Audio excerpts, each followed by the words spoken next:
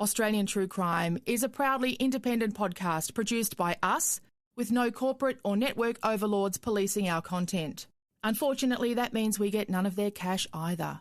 If ongoing payments aren't for you, you can now make a one-off contribution of any amount you wish simply by clicking the link in the show notes. You'll know which one.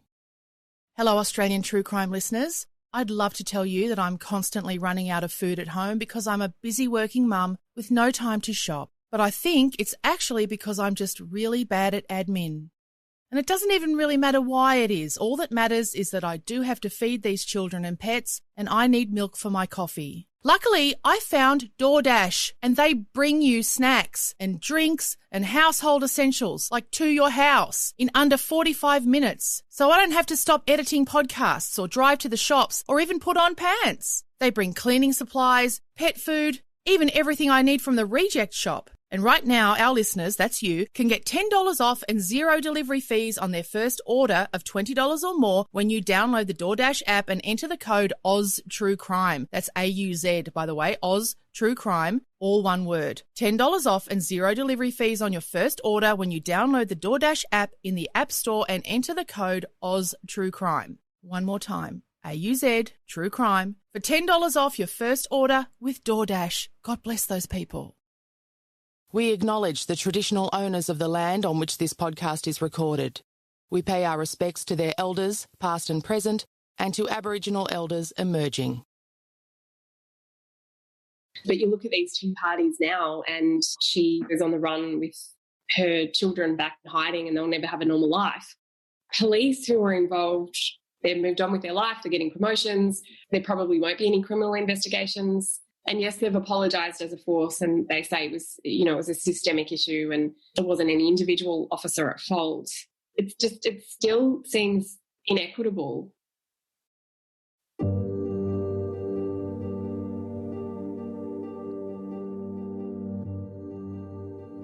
That's a voice very well known to Australian true crime fans. It is, of course, journalist Rachel Brown, who is the host of ABC podcast Trace.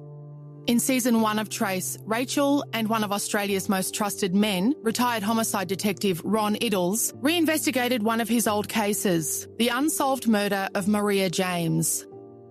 Maria was the single mother of two sons, one of whom was profoundly disabled. He disclosed to her that he was being sexually abused by the parish priest, and she planned to confront the man on the morning she was murdered. I won't spoil it for you in case you haven't heard it yet, but suffice to say that by the time Rachel and Ron were done, the Victorian coroner announced there was to be another inquest into the 38-year cold case of Maria James. After such a great outcome from that first series, Rachel Brown could have done just about anything with the second. The easiest thing in the world would have been for her to make another series about a cold case. She could have found another beautiful family. As we know, there are, unfortunately, lots of them in similar situations. And she could have looked like a hero, again. But that's not what she chose to do. Rachel Brown chose, instead, to help lawyer X, Nicola Gobbo, tell her story. And whatever you think about it, it's certainly a bold and exciting choice for a journalist to make at this moment in her career. The first person to ever accuse Nicola Gobbo publicly of informing on them to Victoria Police while also acting as their legal counsel was none other than disgraced former drug squad detective Paul Dale, who joined us earlier this year. You may or may not recall that Paul was charged by our friend Charlie Bazina for the murder of another police informant, Terry Hodson, in 2004. It was drug dealer Carl Williams who accused Paul Dale of asking him to help with the murder, and the key piece of evidence against Paul was a recording made by Nicola Gobbo of a conversation between the two of them in which he allegedly admitted to asking for Carl's help. So when Paul discovered that the recording existed, he accused Nicola of breaching their client-lawyer privilege. She argued that she'd only ever spoken to him as a friend. He and Vicky Petratus wrote about it in his memoir in 2013, but they had no idea at the time that they were so close to uncovering the Lawyer X scandal. Here's what Paul Dale had to say to us in March this year about his memories of that time. When I was originally arrested for the murder. I was remanded in custody. And then I can't remember how long it was. I think it was certainly in the next week or two. We're preparing for my bail application. Tony Hargraves, who's a very prominent criminal barrister who the Police Association use, and hence any serving police officers or police officers that have any issues also have to use him. Tony came and visited me out at the Acacia unit, Barwon Prison. We're in an interview room, visitor's room type thing, and he tells me, well, I couldn't believe it. I'm like, well, at that stage, all I knew that she'd tape recorded me and made a statement. Look, yes, I knew her professionally, personally, and you were mates. Yeah, absolutely, and I've got to be mindful there because they always try and use that fact that I knew her socially she was never providing him with any legal advice, and that's the thing they've had to run, the defence they've had to run all the time because they knew if it got found out that she was giving information against her own clients, which has been found out, but back then, clearly they had a real major issue because they had her informing for some years, which, yes, as you said, I had no idea about that. But so to find out, Nicola Gobbo, this was the most high-profile criminal barrister in our state at that time. You did not pick up a paper or watch the news without seeing Nicola Gobbo representing Tony Mockbell, Carl Williams, or any number of high-profile criminals coming in and out of the Supreme Court or the courts. She was known by us at the Drug Squad to be the person to go to get you bail. And that's why you went to her? And that's why I went to her from the very start. You weren't directed to her? No. By anyone? No. You just went to her? From the very first time I was arrested back in the Dublin Street thing and I was read my rights and we got back to the Ethical Standards Department and it became quite clear to me through the interview that, hang on a minute, there's more to this. It came clear that Hodgson has made allegations and whatnot. And I thought, no, well, actually, I think I do need to speak to a lawyer. Nicola Gobbo was the person I called. And then she attended upon me at the bail, down in the cells and continued to assist me over the next number of years. Clearly, unbeknownst to me, she was a police informer and unbeknownst to all her clients at the time. See, that's the moment I would have thought this is something huge going on here. Look, I went tingly actually when you said it, and I know my voice has probably changed because the hairs do go up in the back of my neck because it's at a time when you're at your lowest mentally. I've been completely isolated. I've been picked out of the APCO service station, which I operated and ran as my own business for a number of years at that stage. I've got my child and my wife back there. I'm there at work early in the morning. 20 police cars turn up after they flew in a helicopter up there because this is how important it was to arrest Paul Dale in dramatic scenes and go from there straight from being remanded there straight down to Barwon Prison, straight into this isolation unit. There I am in a bright red jumpsuit, all zipped up, shackled, and placed in this tiny little 2.5 by 2.5 metre cell and left there for 6 weeks. Now, Tony came and see me within about the 2 weeks and we were going to make a bail application. And that's when he told me about Nicola Gobbo. I guess the full story doesn't come out for some time, obviously, but it was incredible. And all I did was I remember standing up off the chair and walking around and Tony sitting there and because no one could actually physically get near me other than a lawyer back then. Mind you, she'd visited me in jail as well. No way. Yeah, so she'd visited me when I was first remanded back in 02, 03, whatever that was. She visited upon me as my lawyer. And I gave her a number of documents that I'd been sitting in my isolation unit at Port Phillip, and I'd been given access to a pen and paper. And so I was making all these notes in regards to, Hodgson, Michel, the Operation Gallop and all the things that, that I say, well, these go to show that I couldn't possibly be involved in that. I gave that all to her. She took it straight to her police handlers and gave it to them. Now, if that's not legally professional privilege breach. There's no clearer. She signs in as a lawyer. She comes and visits me as a lawyer. Nicola Gobbo offered to act for me in a pro bono sense, and that's, a lot of people ask me, why would a high-profile criminal barrister ever do it for free? Well, she did it for a lot of people for free, believe it or not. She was really trying to be the person in the scene, and so and my case was quite high-profile as well, even back then.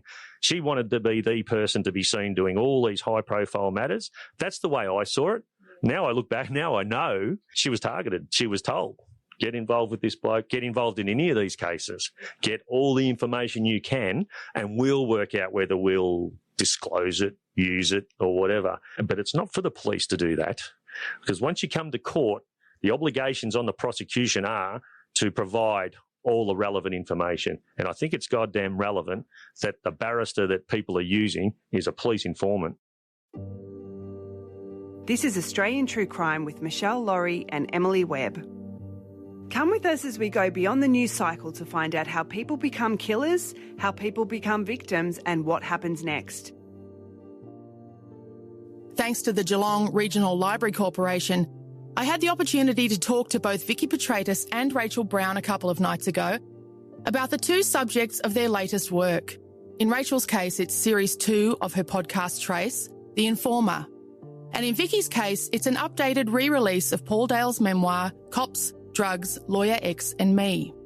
Now, Vicky and Rachel are anything but disgraced. In fact, they're both quite famously scrupulous and meticulously professional operators. So I had to start by asking them what attracted them to these two characters, who most people are happy to write off as inveterate liars and narcissists. So the word disgrace that you just attached to Paul Dale, and everyone listening will understand if you're a lover of words and books and stories and storytelling, words hold a lot of power and can do a lot of damage. And as Paul Dale would argue, the fact that that disgrace got attached to him will haunt him for the rest of his life. I was interested in Nicola Goggo because I felt like, this is before I reached out to her to be involved in the second podcast, that she had become almost a caricature. That she wasn't a real person. We heard she was a slut, a narcissist, a treacherous bitch. You know, she snorted cocaine with her clients. She slept with cops. And all these words and these ideas were attached to her. But I was interested. I'm like, oh, we've never heard from her. You know, I wonder how she would respond to this. And I don't know whether that was me as a journalist or me as a woman or me as someone interested in the gangland era. And I was fascinated by why. And that was the first question on the TV interview that ran in December. Why would someone who she was on track to be a QC for an SE, why would someone gamble that their livelihood and their life potentially taking on these dangerous criminals? So I wanted to hear it from her. And I think that that's really important. And there'd be a lot of people that I think might be critical of me. And I have read some reviews saying that, you know, I've let the podcast lets her play the victim. I was interested in hearing her story because we hadn't heard her story yet before the ABC got her. So the podcast pretty much does what it says on the tin, that it's her story in her words. But we also obviously tried to round that out with people who have spoken against her. That was really tricky too, because certain crims, cops and lawyers would sledge her to me and I'd be like, great, okay, this is good. I need this. Let's tape it. And they'd be like, oh, no, want nothing to do with it. So it was really hard getting a well-rounded perspective of her, but I still think it was really important to tell her story. And I had massive second album fears after Trace 1. Yeah, I bet. And that probably might answer your question about why I changed tack, because I kind of thought I'm a perfectionist. I'm very stubborn to my own detriment. And I just thought, God, to beat Trace 1 that had sparked a new inquest, I'm going to have to maybe solve it, like sort of solve the next one. And I didn't really want to go in after being exhausted after Trace 1 with that kind of pressure on my shoulders. So it was a mixture of those two things marinating me, thinking, well, how do I raise the bar? And so I thought maybe it's better that I change tack, kind of like what Serial did. And I changed tack to this because I thought, you know what, Maria James was an easy woman to like. Yes. Obviously, you know, everyone was sympathetic to that. So this was more of a challenge for me as a journalist, not because I wanted people to like Nicola Goggo, definitely not. She did a lot of things. She's to blame for a lot of things, undeniably. But I wanted listeners to see the person behind the punchline. Rachel, I must admit that the first couple of episodes, I was getting wild. I was wild. I was saying to myself, what is Rachel doing? Why are you letting this woman just talk her crap? Because by that stage, I was firmly in the camp of everything that comes out of her mouth is rot. She's a liar. But then I started thinking later along the lines of what you're saying tonight, that, well, hang on, there's actually plenty of people presenting that story. And what I've never actually heard is Nicola's version of all of these events, her story. I'm also intrigued by the fact that I know the two of you have had a great relationship for a long time.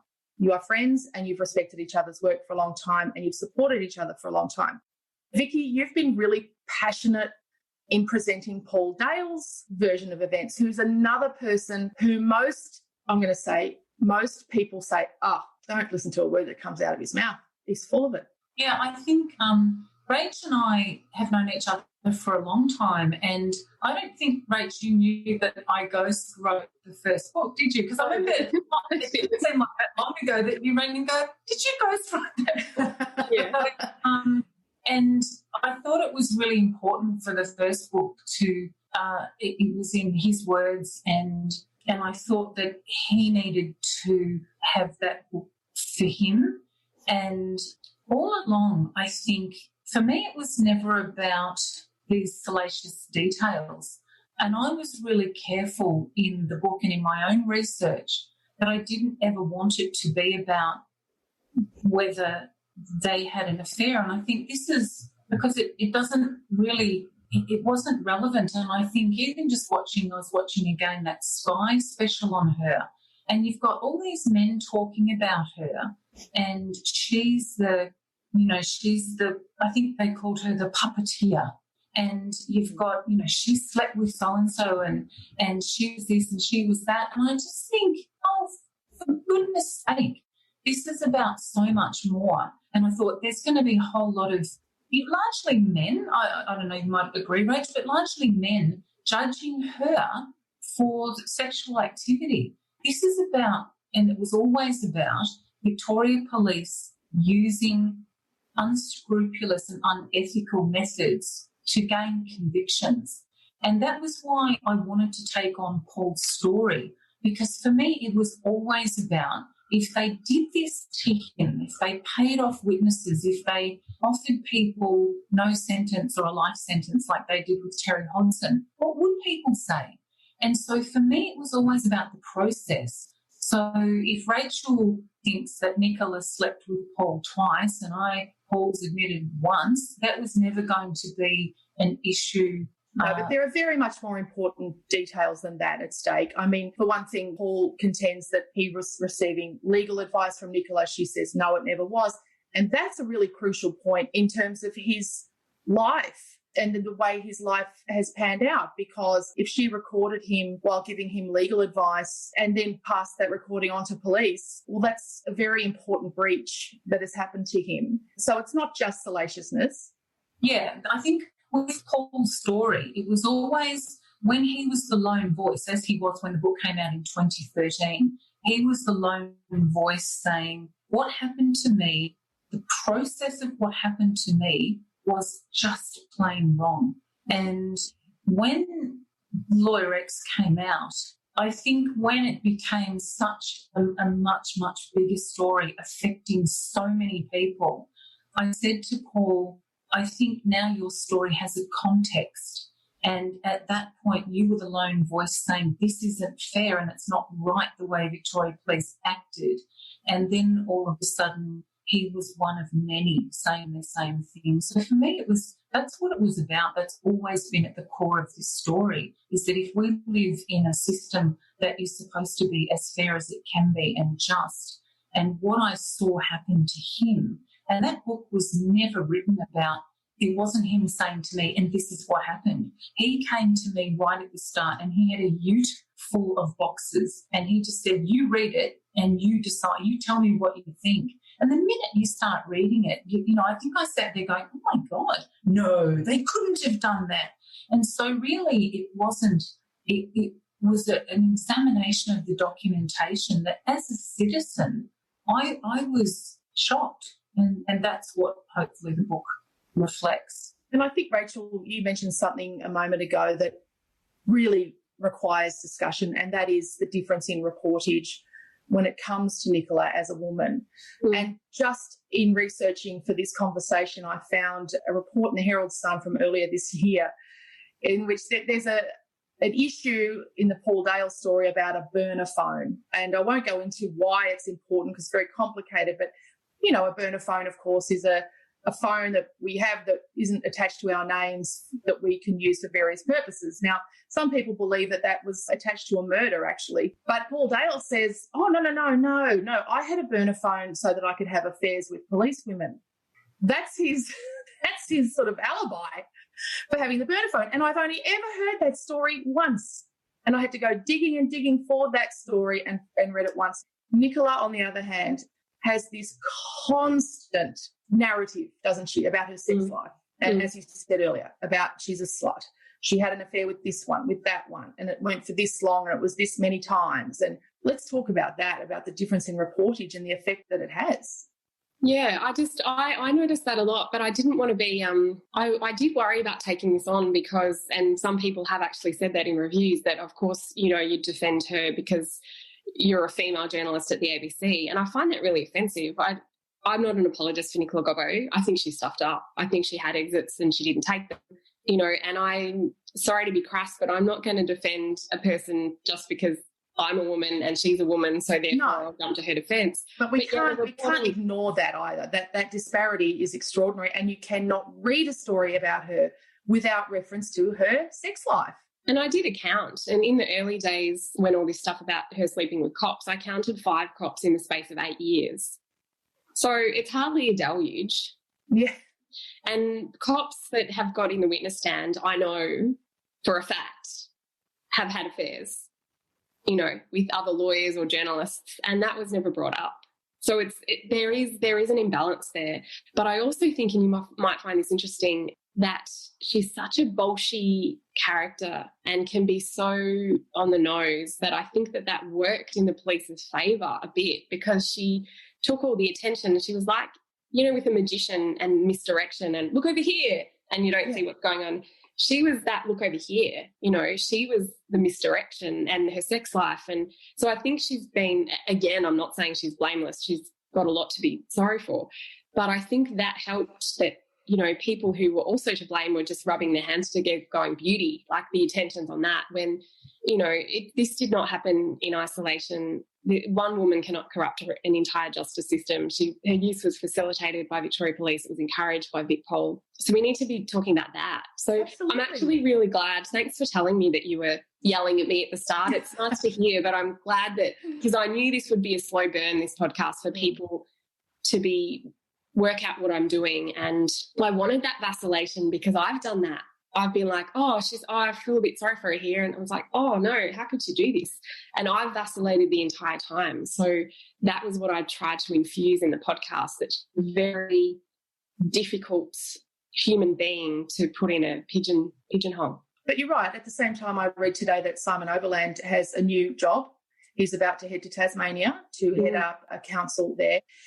Stacey Bender, who is a viewer, has a question. She's asking, what is the ideal perfect outcome for the Royal Commission trial, all the people involved, including the corrupt police? Now, the reason I raised the name of Simon Overland is at one time he was very high in the hierarchy of police, and he was one of the people in the stand on a number of days when everyone was pointing fingers and saying, whose idea was this and who was running this and who was the most senior person to know about this? And I don't know if we even really got an answer about that. But certainly the Commissioner has said that no police will face charges, right, at the end of the Royal Commission.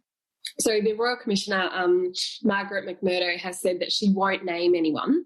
Right. So this was really interesting. So Counsel Assisting wrote a 2,000-page gargantuan and blistering report into all of this, quite impressive. And they did name names about people they suggested that the Commissioner could find may have committed criminal offences.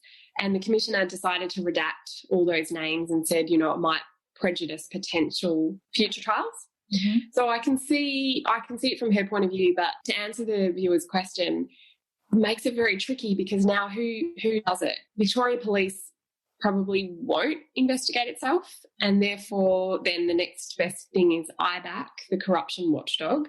And IBAC has already come out and said, well, you even think about pursuing individual officers for potential criminal offences, we would need double our budget and we would need souped up investigative resources and powers. So it's looking more and more unlikely that no charges will be laid. So then what have you got? You've got a $40 million Royal Commission paid for by taxpayers, and that's not including the Victoria Police bill, the money that they've spent on lawyers and documents and all that jazz. So, I'm really sorry. I can't give you an answer because I'm struggling with it myself. I actually don't know what will happen, if anything. And I think this is what is really sad about this case, is that the handling all along, and it's almost guaranteed, how can they go back now and how can they go back now fresh? It's just been so corrupted in every way that will they ever get answers? I don't think they will. Well, I guess we still have to go through the process of the people who are now appealing their convictions. How long do you think that will take, that process? Oh, that's anyone's guess. I think there are 8 men at the moment appealing their convictions. A couple of them are coming up for bail up soon. They want to be allowed out while they appeal.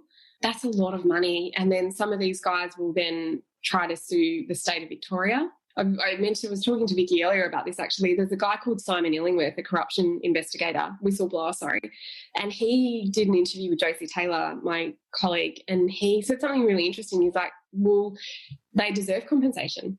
Even if a lot of people might think that they've done the things that they're in jail for, but if they haven't been given a fair defence and a fair hearing and gone through the system correctly, Simon Illingworth said, in my mind, they are innocent and they deserve compensation. Yeah. This is going to cost Victoria a lot of money and a lot of time. And what a great time for Victoria to have this problem to spend money on. John Cleary is one of our viewers, and he asks, is there any difference between Lawyer X's protestations and those of criminal Catholic Church priests and brothers? Specifically, pedophile priest Vince Ryan on Revelation, in that they both seemingly refuse to admit their criminality, which is a very complicated question with many, many, many levels. I don't even really know where to begin with that question. Nicola, has she been convicted of any crimes? Not that I know of. It's again, I think if you put that question, if you say Nicola Gobbo is in the same category as a pedophile or a pedophile denier, I think, again, that, and Rachel knows more about this than me because you sat there for the Royal Commission for that year, but I think when you've got so many people all acting outside of the law for their noble corruption or however they wanted to justify it, and I think then to say it's all Nicola, I think is underestimating the breadth of this. And I think that Nicola needs to stand alongside all those senior police officers that were there all the time, all along, having weekly meetings about this. And again, Rach, you hit the nail on the head when you said they're all getting promoted. And where's she? Well, not only that, I firmly believe that at least one senior homicide detective ultimately left Victoria Police because she believed that he knew that she was informing, and he didn't. But I believe that she was rattled and that she orchestrated or certainly was part of orchestrating his leaving. So not only were other police being promoted, but great cops were leaving because of this shenanigans, because they weren't in the tent. They didn't know what was going on, and so they weren't included, and they ultimately left. That is another sad thing, that a lot of them are so bitter. Yes. Some of the most blistering statements at the Royal Commission that I've read are from Saul Solomon and Cam Davey, two lead investigators on Petra. Saul Solomon is still serving, so for him to have written that statement while still serving, I was kind of in awe, actually, that he was brave enough to do that. But Cam Davey, I think, is now with IBAC, I think. But he wrote an equally blistering statement basically saying that Victoria Police, in trying to hide its use of Nicola Gobbo, effectively nobbled the Hodson murder investigation and nobbled any chance that those Hodson kids will have of justice. And that's one of the most powerful lines of the Royal Commission in my book. Yeah. You can see former homicide detective Charlie Bazina in our next live stream event on Saturday, October 10 from 7 p.m. For tickets, you'll find a link on our Facebook page, on our website, australiantruecrimepodcast.com, and at nottoodeep.com.au. Thank you so much to our patrons, and hello to all of our new patrons who've saved 10% by taking out an annual subscription. Thank you, Taylor O'Brien, Charmy Zielinski, Shillian Tierney and Melissa Pepper. Coming up on Australian True Crime, Rachel tells us more about her long days in the press gallery at the recent Royal Commission into the handling of police informants. It's brought about a very dark period for the Victorian organisation. Where to do you think from here for Victoria Police? It's been a really bruising affair for them, hasn't it? And that's a real shame for them. And I know they have a new commissioner, but it's going to be a very difficult road back. It's a really, really tough one because I've got mates who are cops, some who worked in that era. And Josie, there was a line in the last episode when I was chatting to my colleague Josie, and she's right. She said a lot of them genuinely thought they would, and still think they were doing the right thing. They thought they were trying to solve crime. Nicola thought she was helping. I know this sounds bizarre, and I'm not an apologist for her, but I do think they all genuinely believed that they were doing the right thing. But you look at these two parties now, and Nicola Gobbo is on the run with her children back in hiding, and they'll never have a normal life. And that's her fate, and that's her price. And for the record, I don't know where in the world she is, and neither does her lawyer. But police who are involved, as Vicky mentioned, they've moved on with their life, they're getting promotions, there probably won't be any criminal investigations. It still seems inequitable. And yes, they've apologised as a force, and they say it was a systemic issue and there wasn't any individual officer at fault. And they also say procedures have changed and this could never happen again. I really struggle with that because we just have to take its word, right? Like there could be other lawyers that are informers that we'll never know about who have their own particular set of, like it will be a completely different story. Like one woman, so much money is being spent on a Royal Commission on one woman when every informer has a different set of procedures that cops are following. Well, am I the only person who feels like I feel like I keep reading and hearing hints that she's not the only one? When I interviewed her, she said she knew of two others. So are we going to have Royal Commission into both of them?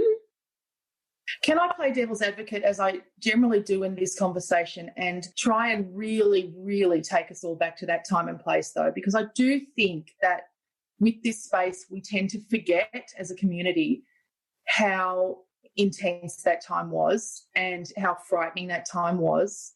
And particularly when we reached that point when Jason Moran was shot dead in Tarago at Auskick in front of not only his children but hundreds of other children and families.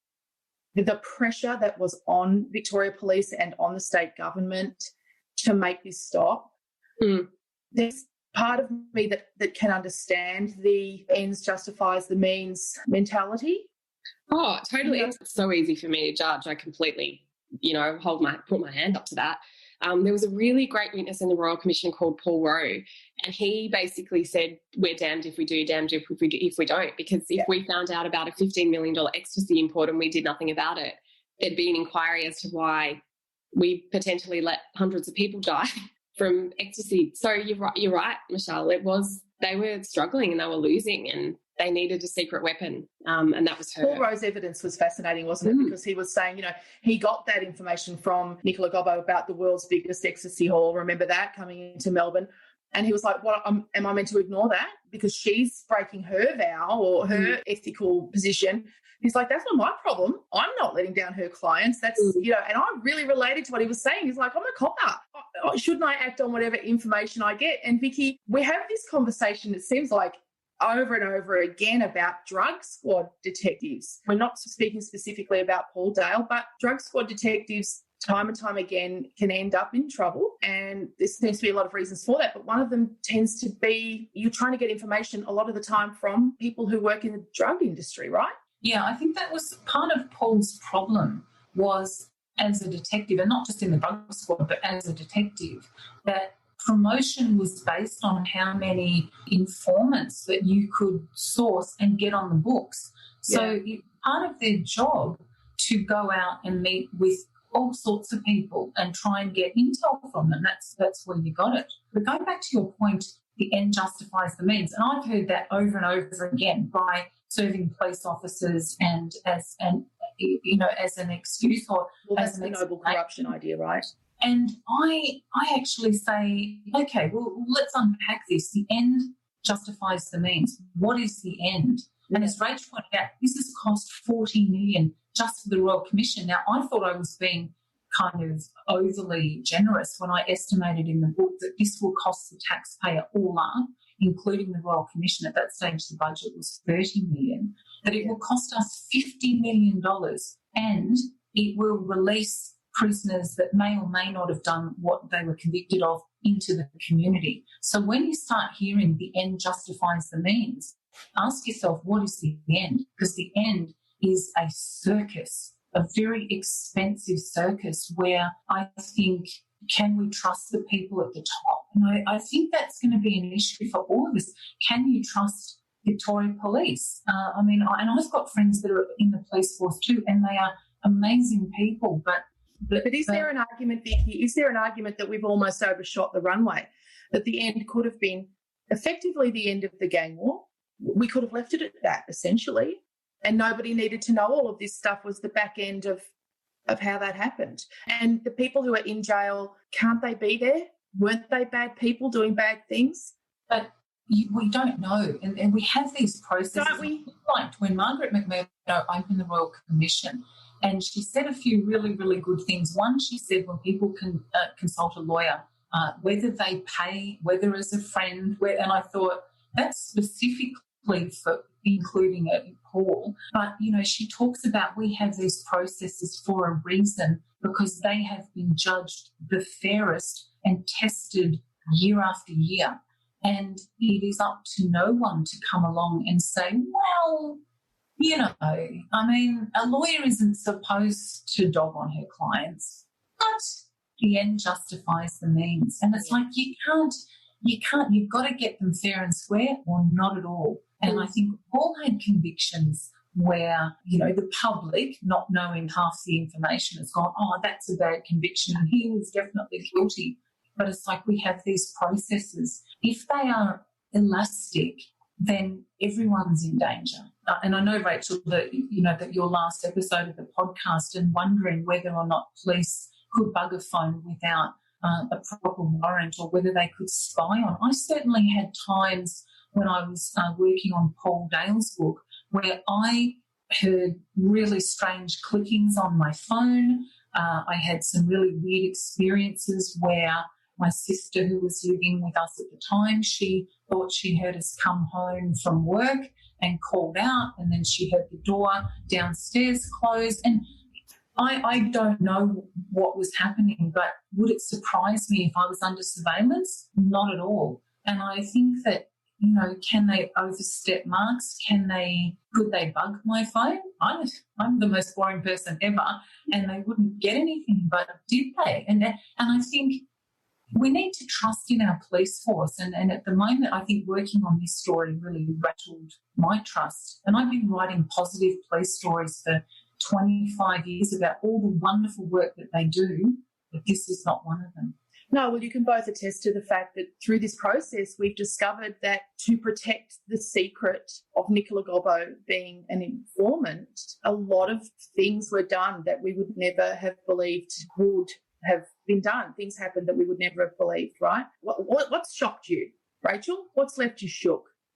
What we were just talking about, actually, I was just trying to find a note in my little notepad, and I found it, and I made a note to myself, and Vicky was touching on this then. It's easy for us as a society to look at it and say, well, they're gangland, they're thugs, it's no big deal. But the minute you accept that blurs the line for everyone else. Mm-hmm. It robs the Hodson kids of justice for their family. And that is the worry, that in their desperation that police possibly started behaving like the people that they're trying to stop. So once we start accepting that blurred lines, as Vicky said, it has trickle-down effects for society. And yes, some of those people might deserve to be in jail, but we need to play by our system, right? That's our rule of democracy. That's our fundamental tenet, that everyone deserves the right to a fair trial. And I don't think you can mess with that. And I'm pretty unapologetic about that. And some of these guys were very dangerous criminals, but yeah, you just can't mess with the start, because it's then what about if you're charged with a crime, Michelle, and and cops bend the rule a little bit, then it's like boiling a frog. You just get that death by degrees. Oh, absolutely. I mean, I know there are plenty of people who think I'm a bad person, but there are plenty of people who think I'm not. So it's like, who is the judge? It just depends on who you get on the day, doesn't it? So that's why we need actual written down laws, not just a person who gets to reckon it. Jodie Skinner would like to know, Rachel, if you've heard from Nicola during the process. No, you don't know if she's listening or you haven't heard any feedback. No, so as I said in the podcast, the last time I heard from her, the last time she called me was around the time that's in the last episode when she was going through customs when she came back into Australia in Brisbane. And then the eerie time, the potential phone interception in her lawyer's office, that was early this year. And so that was, I thought, well, great, I can put some questions to her lawyer and fill in some gaps. So no, not since then. And that was very strange. The phone line cut out. And then her lawyer, Tim Tobin, went across to check if she'd emailed him to say, oh, my phone's died or something like that. And there was an email from her saying, I think they know who you have there, as in me and Josie in his chambers. That freaked me out. You were asking me if anything, that really, not to be melodramatic, but that gave me chills. And then his computer died. It just crashed. Went back to factory settings, choose your language, Spanish, Italian. His PA said she'd never seen anything like it before. It was asking for his office database codes. And this is a Vic Bar computer. So that was really worrying. And I walked away and I thought, have I been doing this for too long? Am I paranoid? Am I jumping to conclusions? And this is exactly what the Royal Commission was about, police interfering in that sacred lawyer-client communication. So I went home and I thought, no, it just must be a terrible coincidence. But Tim Tobin reached out to his IT technician who said that it looked like his computer had been accessed and shut down remotely. Oh. And that to me I found that quite chilling. So I didn't get to put any questions to her that day, and that was earlier this year. Tim Tobin reached out to Victoria Police and said, have you been interfering with my communications? And to give them a right of reply, he called him back and said, no, it wasn't us. We can't do anything like that. So that day is still a mystery to me. John Cleary, who is watching, says the just a few bad eggs excuse offered time and time again in every failure of governance, banking, aged care, to cover rotten culture which survives despite royal commissions and the halo effect being removed temporarily. Now, I think what he's getting at there, and correct me if I'm wrong, John, but I think maybe is the idea that the royal commissions give the impression that they've had a big broom and swept away the bad eggs, but then it doesn't feel like there's some firm closure to come out of these things sometimes. You've both sort of commented on that. This was the first time we had a scandal. I think we were always a bit smug in Victoria because New South Wales seemed to have so many different scandals, and we had our window shutters. Remember that? Operation Bart, and people were, claiming kickbacks from broken windows or something like that. And it was like, gee, if that's the worst Victoria Police can do compared to what other people could do. And I think when this hit, it wasn't a couple of bad eggs in a police station, or it wasn't a particular CIB or the drug squad. This came from the very top, the highest office in the police force. And people, Overland knew, Ashton knew, Cornelius knew, they all were a party to what went on, and none of them, I think Ron Iddles seemed to be the only one that just went, hold on a minute, no, this is wrong. I don't care why you're doing it. This is wrong. This is dangerous. And I think that's it. Whether it's a culture, I don't know. And as we said before, a lot of those people are being promoted. So I don't know that they're sweeping out. Nicola seems to be the one that's suffering here.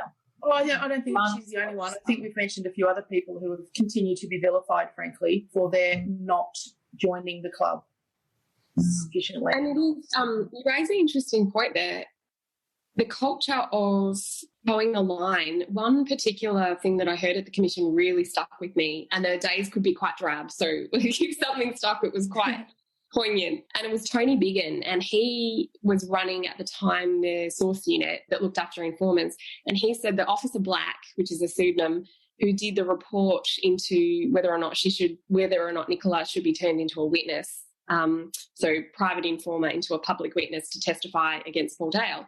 And he said, no, bad idea, could lead to a death, could expose our secrets, could expose methodology. And Biggin was saying that he, in the end, had to then stick up for Tony Biggin, because he said if he submitted a report like that, and if Sandy White did, another key handler, they would have a black mark against their name for the rest of their career. That stuck with me, because I thought, God, this is someone, and the counsel assisting picked up on that. It was like, hang on, so he will have a black mark against his name for warning Victoria Police that their informer could be murdered. And Biggin said yes, he would have. So I felt nervous for him having to hand over that report, so I stuck up for him. And that's telling in an organisational perspective. I think that officers feel like they can't speak up. It's get on the train or get under it, was Simon Illingsworth's view of that. And he thinks that culture still persists today. I think so. And I think some retired police are still suffering from that culture today, frankly. Anonymous attendee, it sounds like it's going to be a really juicy question, but it's not anonymous. It's just I don't know the full details of the Nicola Gobbo story, but from what I've seen, she appears to always want to portray herself as a victim. No doubt there is some truth to this, but she doesn't appear to take any responsibility for her own misdeeds. What's your sense of her in this regard? And obviously, Rachel, you're the person who's spent the most time not only with her, but certainly just listening to her. You must have heard her telling her stories 100 times by the time you've gone through the process of editing and putting this thing together. So do you get any sense of the level of responsibility that she accepts in this? I'm really torn on this one. She probably doesn't accept enough, but she does accept some to a lot. She's admitted that she passed on privileged information. I feel like with her, and I've been criticised for this, there's always a but. Yes, I did this, but it was related to a future crime, so I was allowed to do it. Or yes, I did this, but someone could have died. Or yes, I did this, but cops kept circling and coming back and wanted more and more and more. I wanted to pull back and they kept using me. So there's always a threat to take my children. This is controversial, but I must admit, in that episode, I thought, well, yeah, I sort of understood that surely there is an argument for at least investigating the safety of her children. I mean, she is in hiding from, she says, Victoria Police, but certainly from gangland figures, right? I mean, she's been messing with Calabrians, for crying out loud. Like, isn't there, if she refuses police protection, she says it's because she doesn't feel safe in that environment. But surely for police, isn't there an argument to say, listen, if we have a witness in this situation and we're offering her witness protection, she won't take it and she has small children, we have to call investigators in to see if the children are safe with her. I felt like in your episode you were backing her up in saying, oh, this is terrible to do this to a mother, but I'm at home doing my dishes in my kitchen as a mother thinking, well, nah, I think her children are in danger with her. Yeah. Okay, so let's talk about this. So I hustled on this a lot. I don't have kids. Joyce's got kids. You don't need to have kids to think about this. I'm not saying that, by the way. Yeah. Oh, no. I know you weren't suggesting that.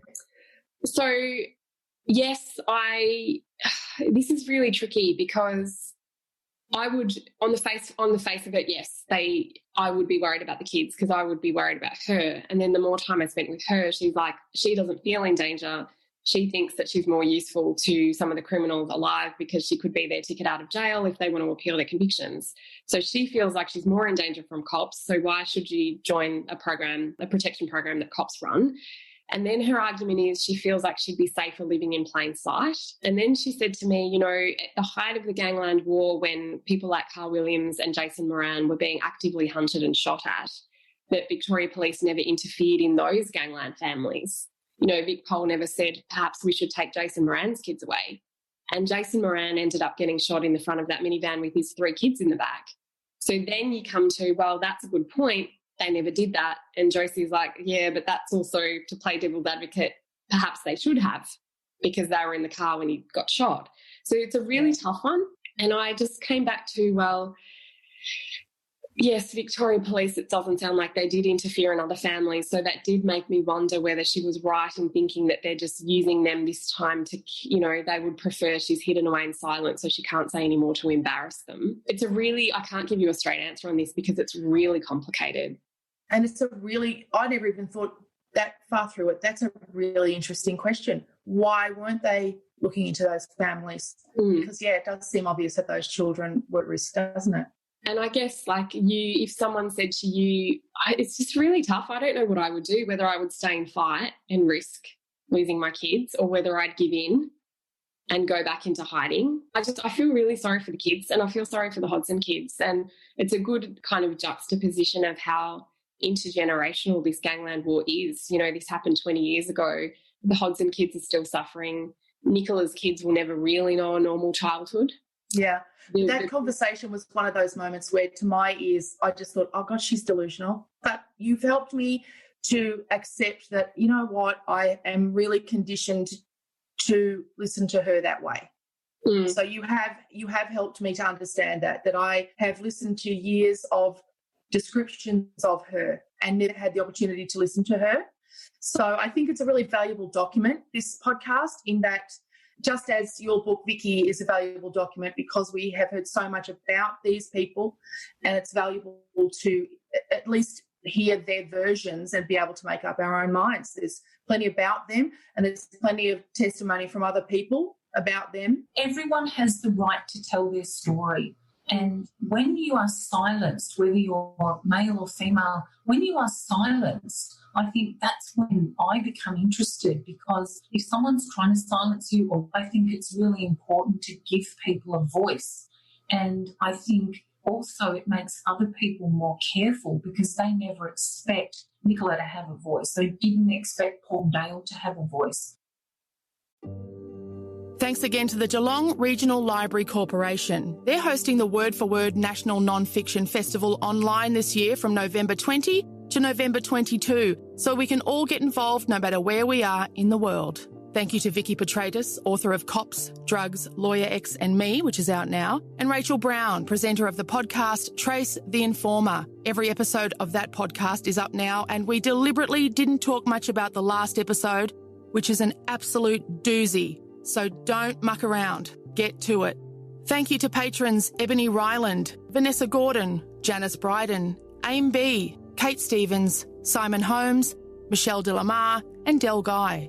And thank you for downloading Australian True Crime, made in association with the Acast Creator Network. We'll be back next week. And good luck, Nicola, wherever you are.